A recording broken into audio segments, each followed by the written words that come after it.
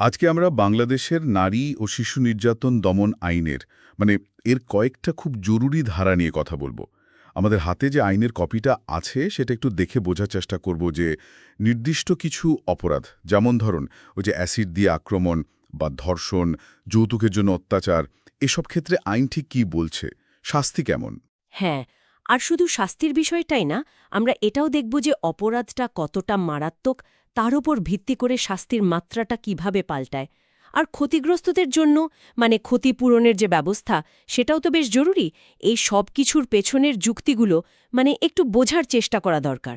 ঠিক, তাহলে শুরু করা যাক ধারা ৪ দিয়ে, যেটা হচ্ছে দহনকারী বা ওই ধরনের পদার্থ দিয়ে আক্রমণের বিষয়। এখানে তো মনে হচ্ছে বেশ কঠিন শাস্তির কথা বলা আছে, তাই না? অবশ্যই, খুবই কঠোর। এই ধারাটায় আসলে অপরাধের ফলে কি ঘটছে তার উপর ভিত্তি করে শাস্তির বেশ পার্থক্য করা হয়েছে। যেমন যদি আক্রমণের ফলে কারো মৃত্যু হয় বা ধরুন মৃত্যু ঘটানোর চেষ্টা করা হয়, তাহলে তো সর্বোচ্চ শাস্তি মৃত্যুদণ্ড বা যাবজ্জীবন সশ্রম কারাদণ্ড, সাথে আবার বেশ বড় অঙ্কের জরিমানাও আছে। আচ্ছা। কিন্তু আরেকটা জিনিস খেয়াল করার মতো, আঘাতটা ঠিক কতটা গুরুতর সেটার উপরও কিন্তু শাস্তির রকম ফের আছে। যেমন? ঠিক কেমন? এই যে ধরুন, যদি আক্রমণে কারোর চোখের দৃষ্টি চলে যায় বা শোনার ক্ষমতা পুরোপুরি নষ্ট হয়ে যায়, অথবা ধরুন মুখ, স্তন বা যৌনাঙ্গ এমনভাবে বিকৃত হয় যা জীবনটাকে একদম আমূল বদলে দেয়, সেক্ষেত্রেও কিন্তু সর্বোচ্চ শাস্তি মৃত্যুদণ্ড বা যাবজ্জীবন কারাদণ্ড, সাথে জরিমানাও।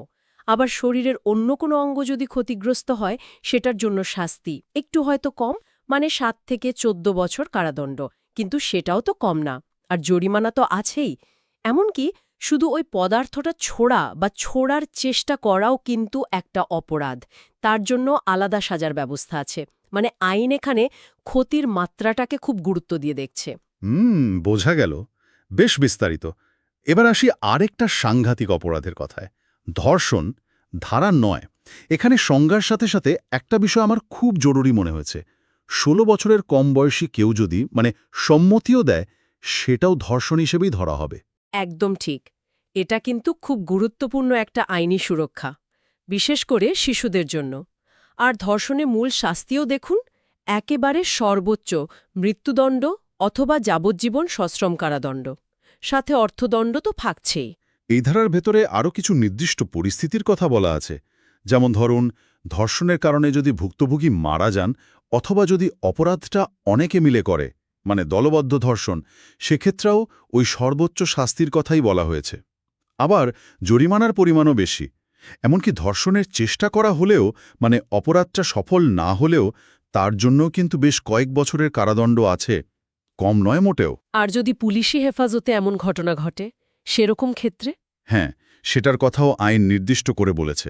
যদি পুলিশ বা অন্য কোনো সরকারি হেফাজতে থাকা অবস্থায় এই ধরনের ঘটনা ঘটে, তাহলে দায়িত্বে যিনি আছেন তার অবহেলার জন্য আলাদা শাস্তির বিধান রাখা হয়েছে। ৫ থেকে ১০ বছরের কারাদণ্ড হতে পারে। আরেকটা জরুরি বিষয় হল, এই ধারায় যে অর্থদণ্ড বা জরিমানাটা করা হয়, সেটা কিন্তু সরাসরি ভুক্তভোগীকে ক্ষতিপূরণ হিসেবে দিতে হবে। এই কথাটা পরিষ্কার বলা আছে। আচ্ছা, তার শাস্তির পাশাপাশি এই ক্ষতিপূরণের দিকটাও ভাবা হয়েছে। এবার যদি একটু যৌতুকের দিকে যাই, ধারা ১১, এটাও তো আমাদের সমাজের একটা বিরাট সমস্যা। নিঃসন্দেহে। আর আইন এখানেও যথেষ্ট কঠোর। যৌতুকের জন্য যদি কাউকে মেরে ফেলা হয়, তার শাস্তি কিন্তু মৃত্যুদণ্ড বা যাবজ্জীবন কারাদণ্ড। যদি মারাত্মক জখম করা হয়, ধরুন এমন আঘাত যাতে জীবনের ঝুঁকি থাকে বা স্থায়ী ক্ষতি হয়, তার জন্য যাবজ্জীবন বা অন্তত ৫ থেকে ১২ বছরের সশ্রম কারাদণ্ড।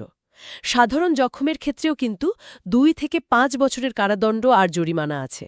আর খুব গুরুত্বপূর্ণ একটা বিষয় হল, এই অপরাধের জন্য শুধু স্বামী নয়, স্বামীর বাড়ির অন্য কেউ, বাবা মা, ভাই বোন বা অন্য আত্মীয়, তারাও দায়ী হতে পারেন।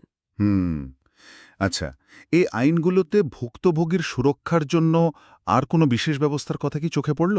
হ্যাঁ, কয়েকটা বিষয় আছে বেশ গুরুত্বপূর্ণ। একটা হলো ধারা ১৫। এটা বলছে যে এই আইনে যে জরিমানা বা অর্থদণ্ড দেওয়া হবে, সেটাকে দরকার হলে ভুক্তভোগীর ক্ষতিপূরণ হিসেবেই ধরা হবে। আর এই টাকাটা অপরাধীর সম্পত্তি থেকে আদায় করা হবে, সেটা তার এখনকার সম্পত্তি হোক বা ভবিষ্যতের, এবং এই আদায়টা অন্য সব দেনার চেয়ে আগে প্রাধান্য পাবে। আরেকটা খুব জরুরি হল ধারা ১৪। এখানে বলা আছে, নির্যাতিত নারী বা শিশুর পরিচয় কোনোভাবেই সংবাদ মাধ্যমে বা অন্য কোথাও প্রকাশ করা যাবে না। এটা কঠোরভাবে নিষেধ। যদি কেউ এটা করে তাহলে তার জন্য শাস্তি আছে, ২ বছর পর্যন্ত কারাদণ্ড বা ১ লক্ষ টাকা জরিমানা বা দুটোই। এটা করা হয়েছে যাতে ভুক্তভোগীকে সমাজে আরও হেনস্থা না হতে হয়। তার মানে একদিকে যেমন অপরাধের জন্য কঠিন শাস্তির ব্যবস্থা, তেমনি ভুক্তভোগীর সুরক্ষার দিকটাও দেখা হয়েছে। কিন্তু অনেক সময় তো আইনের অপব্যবহারের কথাও শোনা যায়, সেটার ব্যাপারে কিছু আছে কি? হ্যাঁ, সেটাও আইন প্রণেতারা ভেবেছেন বলে মনে হয়। ধারা ১৭তে ঠিক এই বিষয়টাই বলা আছে। যদি কেউ ইচ্ছে করে মিথ্যা মামলা বা অভিযোগ দায়ের করে অন্য কাউকে হয়রানি করে, তাহলে সেটাও একটা শাস্তিযোগ্য অপরাধ হিসাবে গণ্য হবে। এর জন্য কিন্তু শাস্তি কম নয়, ৭ বছর পর্যন্ত সশ্রম কারাদণ্ড আর অর্থদণ্ড হতে পারে। এমনকি আদালত যদি বোঝে যে অভিযোগটা মিথ্যা এবং শুধু হয়রানি করার জন্য করা হয়েছে, তাহলে আদালত উল্টো অভিযোগকারীকেই আদেশ দিতে পারে যে সে ভুক্তভোগীকে ক্ষতিপূরণ দিক। এটা আসলে আইনের একটা ভারসাম্য রক্ষার চেষ্টা বলতে পারেন। তাহলে সব মিলিয়ে যা বোঝা গেল, নারী আর শিশুদের বিরুদ্ধে নির্দিষ্ট কিছু মারাত্মক অপরাধ দমনের ক্ষেত্রে আইন কিন্তু বেশ বেশ কঠোর একটা অবস্থান নিয়েছে। ঠিক তাই, একদিকে যেমন কঠিন শাস্তির ব্যবস্থা রাখা হয়েছে, অন্যদিকে ভুক্তভোগীর ক্ষতিপূরণ যাতে নিশ্চিত হয়, তাদের পরিচয় যাতে গোপন থাকে, এই বিষয়গুলোকেও গুরুত্ব দেওয়া হয়েছে। আবার একই সাথে আইনটা যাতে কেউ অন্যায়ভাবে ব্যবহার করতে না পারে, সেজন্য মিথ্যা অভিযোগের বিরুদ্ধেও শাস্তির ব্যবস্থা করা হয়েছে। মানে একটা সামগ্রিক কাঠামোর চেষ্টা করা হয়েছে। এখন আসল প্রশ্নটা হলো, এই যে এত কঠোর বিধান, এত সুরক্ষা ব্যবস্থা, এগুলো কাগজে কলমে যতটা শক্তিশালী দেখাচ্ছে, বাস্তবে আমাদের সমাজে নারী ও শিশুদের নিরাপত্তা নিশ্চিত করতে বা ধরুন ন্যায়বিচার প্রতিষ্ঠা করতে ঠিক কতটা কার্যকর ভূমিকা রাখতে পারছে, এটা কিন্তু সত্যিই একটা গভীর চিন্তার বিষয়।